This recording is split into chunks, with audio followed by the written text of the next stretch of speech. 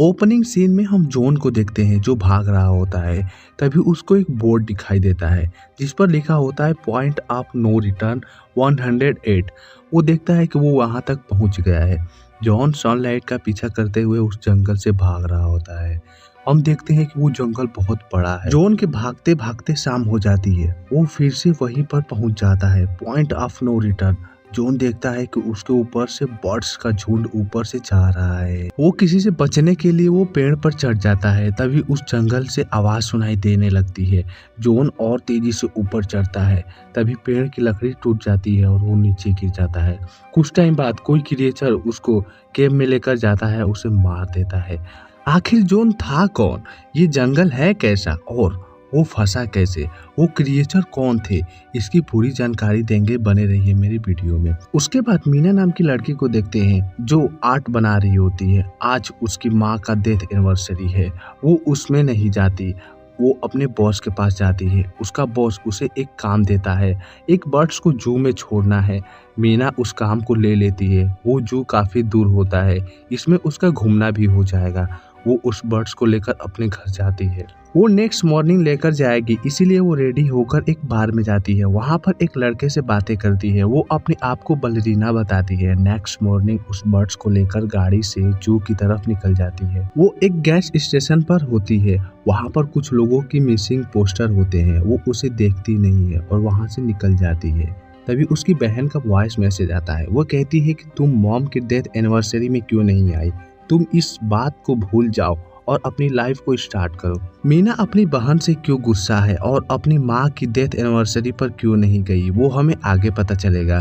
वो मैप के माध्यम से वहाँ से जा रही होती है। वो जंगल में पहुँच जाती है। तभी वहाँ इलेक्ट्रिक सामान काम करना बंद कर देते हैं। उसकी गाड़ी भी बंद हो जाती है। वो बाहर उतरकर देखती है तो आखिर हुआ क्या। वहाँ पर चारों तरफ बस पेड़ होते हैं। तभी उसको एक बोर्ड दिखाई देता है। वो बोर्ड होता है पॉइंट ऑफ नो रिटर्न 12। वो अपने गाड़ी के पास जाती है। उसकी गाड़ी ठीक नहीं हो सकती। तभी वो हेल्प लेने के लिए जंगल में जाती है। उसे कुछ अजीब लगता है। वो अपनी कार की तरफ जाती है। उसे दूर दूर तक पेड़ दिखाई दे रहा होता है। वो कुछ दूर चलती है लेकिन उसे ना ही रोड मिलता है ना ही गाड़ी। वो डरने लगती है। तभी उसे एक औरत दिखाई देती है। वो उससे हेल्प मांगती है लेकिन वो भाग रही होती है। वो उसका पीछा करती है। वो एक दरवाजे पर रुकती है और कहती है कि तुम बचना चाहती हो तो अंदर आ जाओ। वो उसके अंदर जाती है। वो औरत का नाम होता है मैडेलिन। वहाँ पर दो लोग और होते हैं। लड़के का नाम होता है डैनियल और लड़की का नाम होता है कैरा। वो लोग उसे क्यूब कहते हैं। सभी लोग ग्लास के सामने आते हैं। वो खड़े होते हैं। वो लोग उसे केयर टेकर कहते हैं। वो उन्हें देखने के लिए आते हैं। वो लोग मीना को आगे करते हैं और रात के टाइम ही आते हैं। वो लोग दिन के टाइम नहीं आते हैं। हम देखते हैं कि वो क्यों उस जंगल के बीच में होता है। नेक्स्ट मॉर्निंग मीना वहां से जाती है। वो लोग उसे रोकते हैं लेकिन वो नहीं मानती। वहां से बाहर निकलने के लिए जाती है। जब वो जंगल में जा रही होती है तभी उसको एक लड़की दिखाई देती है। वो डर जाती है और वहां से भागने लगती है। वो एक चोटी पर चली जाती है जहां से पूरा जंगल उसे दिखाई दे रहा था। वहां से आगे नहीं जा सकती क्योंकि रास्ता नहीं होता। तभी वहां पर मैंडेलिन आ जाती है और कहती है कि हमने भी ट्राई किया था लेकिन हम लोग यहाँ से बाहर नहीं निकल सके। मैंडेलिन उसको यहाँ के रूल के बारे में समझाती है कि इस पॉइंट से बाहर नहीं जा सकते। रात होने से पहले आप उस रूम के अंदर चले जाएं। कभी उनको पीठ नहीं दिखानी है। वो हर शाम उन्हें देखने के लिए आते हैं। ये सब उसे कैसे पता, क्योंकि वो कई सालों से यहाँ पे फंसी हुई है। उसके बाद शाम को केयर डांस कर रही होती है और मीना टीवी देख रही होती है। वो सिर्फ एक ही शो देख सकती है क्योंकि वहाँ पर एक ही डीवीडी मौजूद था, वो भी प्रोफेसर का था। एक बात और है, यहाँ पर लाइट आई कैसी जबकि चारों तरफ जंगल है, वो हमें आगे पता चलेगा। तो बने रहिए मेरी वीडियो में। उसके बाद मॉर्निंग में वो लोग घूमने के लिए जाते हैं। मीना केयर के साथ जाती है। वो उसको कुछ पौधों के बारे में बताती है कि वो कैसे काम करते हैं। केयर और उसका हस्बैंड जॉन, वो दोनों यहाँ पर 5 महीने पहले आए थे लेकिन उसका हस्बैंड हेल्प बुलाने के लिए गया लेकिन अभी तक उसका कोई पता नहीं और ना ही वो वापस आया।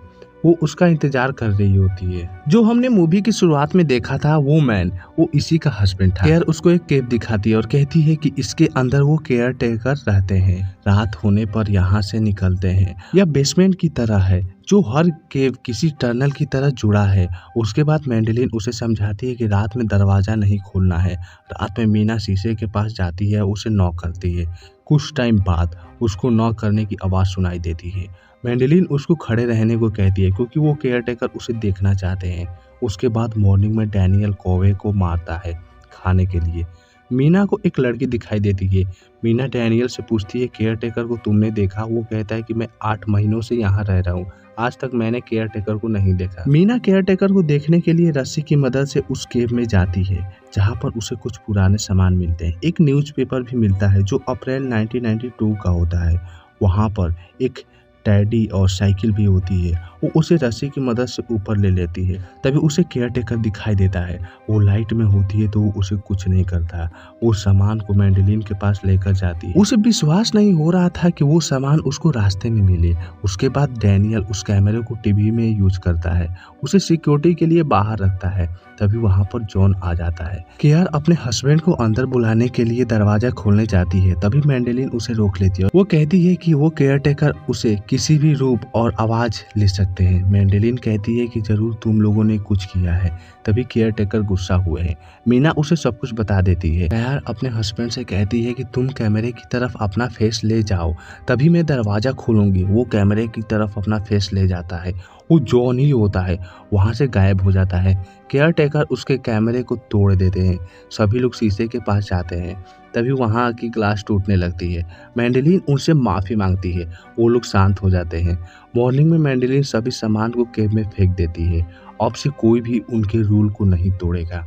उसके बाद हमें मीना की माँ का डेथ का सीन दिखाया जाता है। जब मीना और उसकी जुड़वा बहन लूसी उसकी कार में जा रहे होते हैं, तभी मीना कार के विंडो के ग्लास के ऊपर नीचे कर रही होती है। तभी उसकी हाथ उसके अंदर दब जाता है, जिससे उसकी माँ का ध्यान हट जाता है। उनकी कार के सामने से आने वाली गाड़ी से टकरा जाती है, जिससे उसकी माँ की वहीं पर मौत हो जाती है। उसकी बहन की फेस पर गहरे चोट लग जाते हैं। मीना को देखते हैं जो उसे यहाँ पर आए हुए बहुत दिन हो गए हैं। उसके दोस्त केयर और डैनियल, उनका दिमाग आजकल काम नहीं कर रहा है। डैनियल हमेशा मैंडेलिन से लड़ता रहता है। मीना उसे पूरे जंगल का चित्र बनाती है, पेड़ों पर निशान लगाती है जिससे जाने में समय कम लगे। वो फर्श पर चित्र बना रही होती है। तभी केयर वहाँ से चली जाती है। वो जाती है केव में अपनी जान देने के लिए, क्योंकि वो अपने हस्बैंड को बहुत ज़्यादा याद करती है। तभी उन्हें कोई आवाज़ सुनाई देती है। वो लोग जाते हैं तो डैनियल मैंडेलिन को बांधा होता है। वो वहाँ पर पागल हो रहा है। तभी वहाँ शाम हो जाती है। मैंडेलिन और मीना दोनों जाते हैं। डैनियल दरवाज़ा बंद कर दिया था। वो लोग उसे रिक्वेस्ट करते हैं कि दरवाज़ा खोलो, लेकिन वो नहीं खोलता। तभी वहाँ पर केयरटेकर आ जाते हैं। वो लोग झाड़ियों में जाकर छुप जाते हैं। तभी उनके सामने एक केयरटेकर आता है जो उस क्यूब के पास जाता है उसे देखने के लिए। वहाँ पर बहुत सारे केयरटेकर होते हैं जो लंबे होते हैं।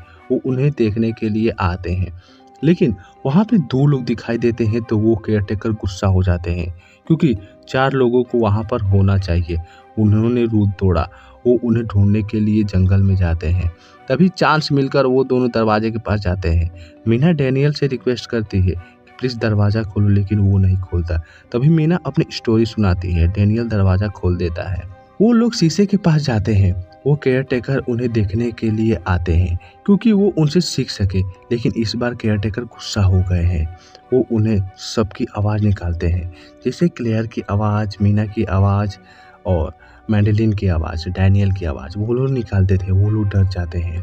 मैंडेलिन बताती है कि उसने अपनी शक्ल के एक केयरटेकर को देखा जो उसी की तरह था, लेकिन वो थोड़ा पतला था। तभी वो दरवाज़ा जोर जोर से पीटने लगते हैं। वो लोग दरवाजे पर टेबल लगा देते हैं जिससे वो दरवाज़ा रुक सके। तभी उन्हें एक बेसमेंट दिखाई देता है। वो लोग उसको खोलते हैं और उसके अंदर जाते हैं। वो केयरटेकर उसके अंदर नहीं जा सकते। वो लोग अंदर जाते हैं तो उन्हें बहुत ही कीमती सामान मिलते हैं। इस बेसमेंट के बारे में किसी को नहीं पता, ना ही मैंडेलिन को, क्योंकि वो कई सालों से यहाँ पर रह रही है। तभी उन्हें एक कंप्यूटर मिलता है। वो लोग उसको स्टार्ट करते हैं। तभी उनको प्रोफेसर के बारे में पता चलता है। उसी ने ये क्यूब बनाया होता है। उसकी बहुत सारी वीडियो होती है। जब से यहाँ पर रह रहा है तब से वीडियो बनाया। प्रोफेसर यूनिवर्सिटी में पढ़ाता था। वो एक एंजल पर रिसर्च करता था। उसके बारे में पता था इस जंगल के क्रिएचर के बारे में। वो जंगल के बीचों बीच एक क्यूब बनाया। वो गांव में जाता है, वहां से मजदूरों को लाता है और वो दिन भर काम कर रहा था। शाम को उस केयरटेकर को दे देता था। इसी प्रकार क्यूब को बनाया गया था। बहुत से लोगों की जाने गई थी। समय बीतता गया। वो उन लोगों पर रिसर्च करता रहा। वो एक वॉचर को पकड़ा होता है, उस पर रिसर्च करता था, उसे वीडियो में शूट किया। मीना उसके बाद लास्ट वीडियो देखती है जिसमें वो प्रोफेसर उस वॉचर को मारने के लिए जाता है। एक गोली उसे मारेगा, एक गोली खुद मारेगा, वो दोनों वहीं पर मर जाएंगे। ऊपर जाता है, हमें 2 गोलियों की आवाज़ सुनाई देती है। वो मरने से पहले वहाँ से जाने का रास्ता बताता है और कहता है कि यूनिवर्सिटी जाकर सभी सबूतों को जला दे। एक तो बात है, उन लोगों को यहाँ से निकलने का रास्ता मिल गया। शाम में क्लेयर खुशी मनाती है और वो डांस करती है। अगली सुबह वो लोग बेसमेंट से निकल जाते हैं। वो लोग रास्ते से होते हुए जाते हैं। वो पॉइंट ऑफ नो रिटर्न 132 के पास पहुंच जाते हैं। प्रोफेसर ने कहा था कि बर्ड्स का इंतजार करना, लेकिन वो लोग बर्ड्स का इंतजार नहीं करते क्योंकि उनके पास बर्ड्स होती है। वो लोग उसके जरिए वहां से जाते हैं। वहां पर बारिश होने लगती है। वो लोग जैसे तैसे करते हुए जाते हैं। तभी वो लोग परियों का चित्र बना हुआ मिलता है। वहां पर परिया को दफनाया गया था। वह परियां जमीन से बाहर निकलने की कोशिश करती थी, इसीलिए वो केव की तरह बने होते हैं। जब परियों ने उस केव से बाहर निकले तो वो धूप में जलने लगी और जमीन में धंसने के कारण उसके पंख टूट गए। परिया ही केयरटेकर या वॉचर है। क्रिएचर उन्हें रोकने की कोशिश करते हैं, लेकिन वो उनसे बचते हुए नदी के पास पहुंच जाते हैं। डैनियल को जॉन दिखाई देता, लेकिन वो जॉन नहीं होता, वो वॉचर होते हैं। वो लोग नाव में पहुंच जाते हैं। जॉन उस वॉचर का शिकार हो जाता है। वहां पर सभी वॉचर जॉन की तरह होते हैं। वो लोग डैनियल को छोड़कर नाव लेकर वहां से निकल जाते हैं। सुबह होती है तो वो लोग शहर में पहुंच गए होते हैं क्योंकि ऊपर बस चल रही होती है। वह लोग बस का इंतजार करते हैं। तभी एक बस आती है। वो लोग उस बस में बैठकर उसके बाद वो अपने अपने घर चले जाते हैं। मीना नेक्स्ट मॉर्निंग रेडी होकर यूनिवर्सिटी में जाती है। वहाँ पर प्रोफेसर के सामानों को देखती है। प्रोफेसर ने लिखा होता है कि जब परिया जमीन पर आई तो वो इंसानों के साथ ज्यादा घुलने मिलने लगी। वो परिया इंसानों से शादी कर ली। इंसानों से जो बच्चे पैदा हुए बहुत ही तबाही मचाने लगे। इंसानों ने परिया को श्राप देकर उन्हें यहाँ से भगा दिया और जो बच्चे बचे उन्हें दफना दिया गया। मीना को और भी डॉक्यूमेंट्स मिलते हैं। वो उस डॉक्यूमेंट्स को लेकर केयर के घर पर जाती है। वो उसे बताती है कि प्रोफेसर की वाइफ मैंडलिन है, लेकिन वो बहुत साल पहले ही मर गई थी। तो फिर वो मैंडलिन है कौन? प्रोफेसर ने जब उस वॉचर पर एक्सपेरिमेंट करता था तो वो अपनी वाइफ को बनाना चाहता था। उसने तो अपनी वाइफ को तो बना लिया, लेकिन वो उसकी तरह नहीं था। उसके चाल दिमाग सब कुछ अलग, इसीलिए उसे मारना पड़ा। वो उसे मारने के लिए गया, लेकिन वो मरी नहीं, लेकिन प्रोफेसर मर गया। वही मैंडलिन है जो परिया नहीं है। वो इंसानों और परियों के बच्चे हैं। मीना कहती है कि मैंडलिन आने वाली है। वो लोग उसका इंतजार करते हैं। तभी एक कार आती है, उसमें से केयर निकलती है। मीना देखकर शॉक हो जाती है। जिसको वो स्टोरी सुनाई थी वो मैंडलिन थी। केयर घर पर आती है। हम देख पाते हैं कि वो क्रिएचर छोटा है और परिया बहुत बड़ी बड़ी। वो क्रिएचर क्लेयर के मार कर बेहोश कर देता है। वो क्रिएचर अलग अलग रूप लेकर मीना को मारने के लिए जाता है। तभी मीना कहती है कि तुम इंसानों हो, इंसानों की तरफ फीलिंग को समझ सकते हैं। ऐसा ही बातें बोलती है जिससे उसको असलियत का पता चलता है। उस क्रिएचर के पंख भी आ जाते हैं। वो उड़कर वहां से चला जाता है। कुछ टाइम बाद मीना अपनी बहन लूसी के पास जाती है। उसे सब कुछ बता देती है और कहती है कि वो अभी भी छोटी लड़की बनकर मेरा पीछा करता है। उस क्रिएचर को हम घर के बाहर देखते हैं। उसका अजीब चेहरा होता है। जंगल में थी वो परिया थी। इंसानों के दुष्कर्मों के लिए इंसानों को मारती थी। उसके बच्चे परिया से ज्यादा पावरफुल थे। वो किसी का भी रूप ले सकते थे। वो धूप में भी निकल सकते थे, लेकिन परिया नहीं। जब परियों को दफनाया गया तो उसमें भी एक क्रिएचर को दफना दिया गया। जब जमीन छेद कर बाहर निकले तो परिया क्रिएचर को परेशान करती थी, क्योंकि उसी की वजह से ये सब हुआ है। और यही थी यह मूवी। आशा करते हैं आपको समझ में आया होगा। मिलते हैं नेक्स्ट वीडियो में, तब तक के लिए बाय बाय।